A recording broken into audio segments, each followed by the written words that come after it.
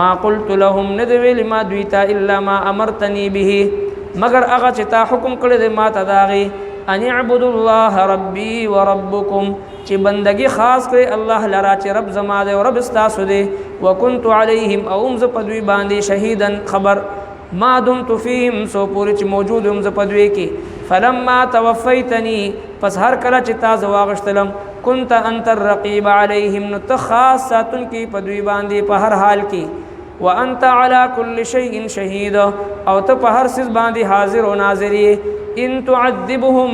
کته عذاب ورکی دوی ته فانهم عبادك نو یقینا دوی ستا بندگان دي وان تغفر لهم او کته بخنه کوي دوی ته فانك انت العزيز الحكيم نو یقینا زوراور حکمت والای. بسم الله الرحمن الرحيم ما قلت لهم إلا ما أمرتني به أن اعبدوا الله ربي وربكم وكنت عليهم شهيدا ما دمت فيهم فلما توفيتني كنت أنت الرقيب عليهم وأنت على كل شيء شهيد إن تعذبهم فإنهم عبادك وإن تغفر لهم فإنك أنت العزيز الحكيم. صدق الله العظيم. حضرت عیسی علی نبینا وعلیہ الصلاۃ والسلام واقعہ مخکی آیت مبارکون روانه و روز محشر الله رب کائنات چې کله حضرت عیسی علیہ الصلاۃ والسلام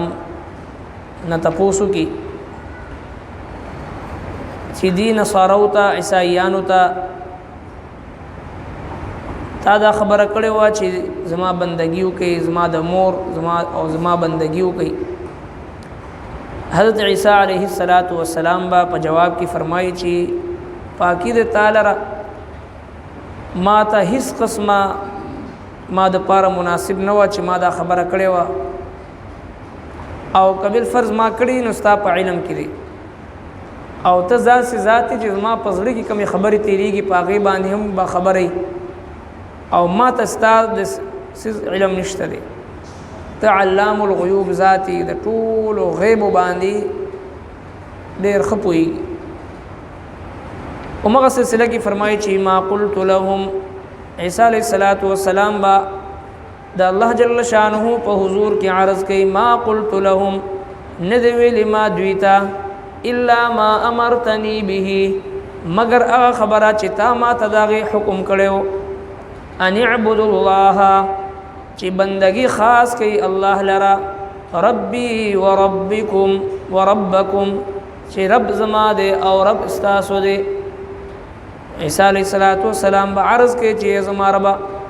ما دوی ته صرف د دې خبرې دعوت ورکړو چې الله جل شانه زما هم رب دے استاسو هم رب دے. دا الله تبارک وتعالى په ذات کې او په صفات کې بل څوک شریک مقرره وي. وكنت عليهم او ومز پدوی باندې شهیدا خبردار ما دمت فيهم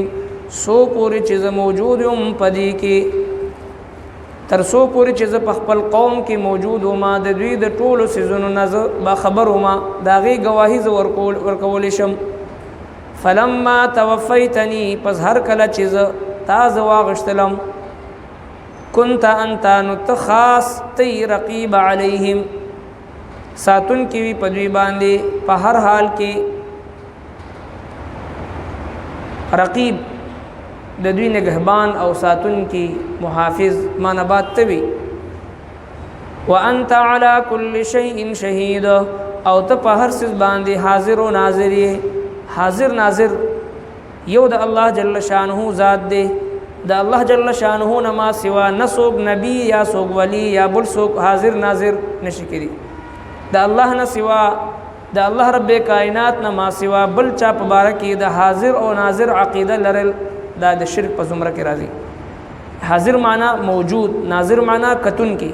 دا صرف او صرف صفت خداوندی دا دا الله جل شانه نما سوا نه بل سوک نبی یا ولی دا صفت باقي کې نشي کېدی. ان تعذبهم کته عذاب ورکوي دوی ته فانهم عبادک یقینا دوی ستا بندگان دي. دی آیت کریمه کې الله جل شانه د حضرت عیسی علیه السلام هغه عاجزانه سفارش او درخواست د رب العالمین په حضور کې هغه ذکر کړي. باوجود د دینه چې حضرت عیسی علیه السلام د قوم هغه جرایم او شرک هغه دغه مخ ته موجود وي چې دوی سرنګي په شرک کې مبتلا شو په کفر کې مبتلا شو او د حضرت عیسی علیه السلام نه د حضرت مریم نه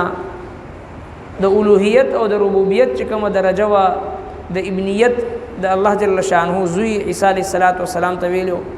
هغه ټول کفریات او شرکیات دغه مخ ته موجود وي د قوم هغه گمراهی. خدای الله رب العالمین په حضور کې په اخکاره الفاظو کې دا هم نشویل چې دوی وبخه ځکه چې دوی یو مجرم قوم دي. البته د خپل یو پیغمبر کې دو په حیثیت سره یو نبی کې دو په حیثیت سره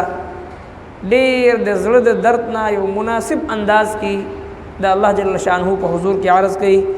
ان تعذبهم فانهم عبادک کته عذاب ورکړي دي ته نو یقینا دوی ستا بندگان دي. تا ته اختیار دی دوی ته عذاب ورکول شي. کته عذاب ورکړي نو دا ستا بندگان دي. یو طرف ته د حضرت عیسی علیه السلام سفارش دی وان تغفر لهم او کته وبخدوی فانك انت العزيز الحكيم یقینا انت زوروري حکمتون والای. بل طرف ته د جناب نبی کریم صلی الله علیه وسلم سفارش دی د خپل امت په باره کې د حشر په میدان کې چې کله تمام انبیاء کرام نفسی نفسی آواز بلګي په دغه میدان محشر کې یو پیغمبر زموږ استاد او محبوب پیغمبر به آواز لګي یا رب امتی یا رب امتی ای رب زما امت. رب کائنات به فرمایي چې حبیبی حبیبی ارفع رأسك ولسوف يعطيك ربك فترضى. زما محبوب پیغمبر سر اوچت کا زما محبوب پیغمبر سر اوچت کا سل تعطى تسوال کوا تغواړه زبتاله در کوم. مفسرین کرام فرمایي قران کریم کې پټولو کې ټولو نه زیات امید افزا آیت مبارکه چې هغه دغه دی ولسوف يعطيك ربك فترضى. رب کائنات فرمایي زما محبوب پیغمبر زبتا ته دومره څه در کومه چې ته پې راضي شي. او نبی کریم صلی الله علیه وسلم فرمایي زما د په الله ذات باندې قسم وي تر څو پورې چې زما یو امتی هم په جهنم کې وي زه به نه راضي کېږم. یو طرف ته د عیسی علیه السلام درخواست دی د خپل امت په باره کې عاجزانه درخواست کوي او په داسې د مینې او د محبت او د سفارش په لهجه کې د خپل قوم سفارش کوي. کته دوی ته عذاب ورکړي نو ستا بندگان دي ستا په اختیار کې دي او کته دوی وبخي نو ته ډېر زورور او حکمت والا ذات. جناب نبی کریم صلی الله علیه وسلم به فرمایي چې تر څو پورې چې زما یو امتی هم په جهنم کې زه به راضي کېږم نه. ځکه رب کائنات ورسره وعده کوي ولسوف يعطيك ربك فترضى. زما محبوب پیغمبر زه به تاله دومره څه در کوم چې ته به پرې راضي کېږي. نو دا آیت کریمه چې کله یو ګناهګار بنده وویني ولولي زړه کې یو امید پیدا کېږي اگر چې ډېر خطاکار یم ډېر ګناهګار او ډېر سیاهکار یم خو د خپل آخري پیغمبر امت کې الله رب العالمین پیدا کړی دا سعادت بغیر د طلب نه رب کائنات مونږ ته راکړی دی. پکار دی چې مونږ د خپل محبوب پیغمبر سره وفا وکړو د خپل محبوب پیغمبر سنتو پورې استهزاء نه کوو د خپل محبوب پیغمبر په سنتو باندې شرمیږو نه د خپل محبوب پیغمبر په سنتو باندې فخر کو او پاغي باندې خپل ځانونه قربانو د خپل محبوب پیغمبر یو سنت د خپل سینې سره لګاو او دغه د ژوندې کولو کوشش کو. عرش ته چلاړو التکیم یا رب امتی امتی आवाज لګئی فرش تراغي التکیم امتی امتی د پاره جړاګانې کړې دي. د حشر په میدان کې هم د خپل امت د پاره د الله محبوب پیغمبر په سجده باندې پروتي امتی امتی आवाज بلګئی. مونږ په دنیا کې دغه سنت سره بے وفایي ولیکو. ما قلت لهم ندوی لما دویتا الا ما امرتنی به مگر هغه چې تا حکم کړی دی ما ته د هغې ان اعبدوا الله ربي وربكم چې بندگی خاص کړئ الله لرا چې رب زما دی او رب ستاسو دی وكنت عليهم او هم زه په دوی باندې شهیدا خبر ما دمت فيهم سو پورې چې موجود هم زه په دوی کې فلما توفیتنی پس هر کله چې تا زه واغشتلم كنت انت الرقیب علیهم نو ته خاص ساتونکي په دوی باندې په هر حال کې وانت على كل شيء شهید او ته په هر څه باندې حاضر او ناظر یې ان تعذبهم کته عذاب ورکی دوی ته فانهم عبادك نو یقینا دوی ستا بندگان دي وان تغفر لهم او کته بخنه کوي دوی ته فانك انت العزيز الحكيم نو یقینا زوراور حکمتون والای صدق الله